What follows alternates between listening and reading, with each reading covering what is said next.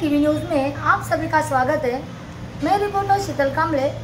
आज हम यहाँ पे आए हैं जीडीबी नगर में नौशाद संगीत समिति में, जहाँ पे हम मिलने वाले हैं जिनका नाम है जोगेंद्र पाल जी और उनको प्यार से कहते हैं काका जी।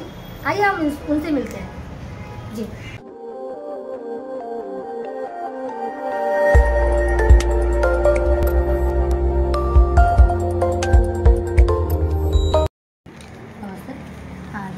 काका जी, मैं कुछ आपको सवाल करूंगी। तो मेरा पहला सवाल है, काका जी आपने ये संगीत की सफ़र की शुरुआत कब और कैसे की? ये देखने वालों को मेरा प्यार भरा नमस्कार। सबसे पहले मैं चैनल को धन्यवाद देता हूँ जिन्होंने मुझे इस लायक समझा। जहाँ आप बैठे हैं इसका नाम है नौशाद संगीत समिति।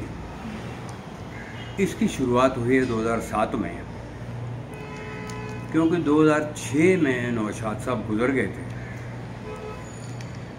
नौशाद साहब के होते हुए मेरा गाना बजाना सिर्फ उनके घर पे ही होता था। म्यूज़िक रूम में हम लोग दोपहर के बाद थोड़ी डिस्कशन, थोड़ा गाना बजाना करते थे। और पर चूँकि 5 मई 2006 को नौशाद साहब इस दुनिया से रुखसत हुए, तो गाना बजाना जैसे बंद जैसा हुआ। तो ये एक जगह मेरे पास थी, तो मैंने इसको नौशाद संगीत समिति का नाम देकर ये एक गाने बजाने की शुरुआत करी। तो बाद में फिर ये काफ़ी आगे तक बढ़ता गया। इसमें बहुत अच्छी अच्छी वीडियोस पे भी काम होते हैं। तो पहला सवाल जो आपका था कि शुरुआत कब हुई, ये जुलाई, समझिए कि 2006 में नौशाद साहब गुजर गए, तो 2007 में लगभग इसकी शुरुआत हो गई। मतलब आपको काका जी संगीत की जो प्रेरणा है वो आपको मतलब उनके साथ काम करने के लिए कारण मिली या मतलब कुछ और? नहीं, संगीत का शौक़ मैं मतलब बचपन से ही था। जी जी। मुझे बताया गया बाद में कि जब मैं कुछ शायद 2-3 साल का था, तो देहरादून में मेरी एक मौसी बॉम्बे से गई थी। अच्छा। तो वो मेरी मम्मी को कह रही थी कि बाथरूम से बड़ी अच्छी आवाज़ आ रही है, बड़ा अच्छा गाता है। तो मैं कह सकता हूँ कि मुझे शायद, हालांकि वो वाक़या मुझे याद नहीं है, पर मैं कह सकता हूँ कि ये शौक़ बचपन का ही है। फिर स्कूल में थोड़ा गाना बजाना, पर एक्चुअली बड़ा मैं शर्माता था, झिझक बहुत थी मेरे, मैं खुल के गा नहीं पाता था। तो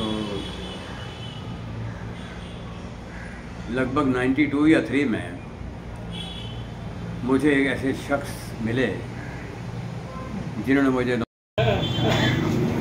अब जूनियर साहब जो बैठे हैं सचोट में उम्र में मुझसे जूनियर है, इसलिए मैंने पहले माइक ले लिया, वरना हक किनका बनता है।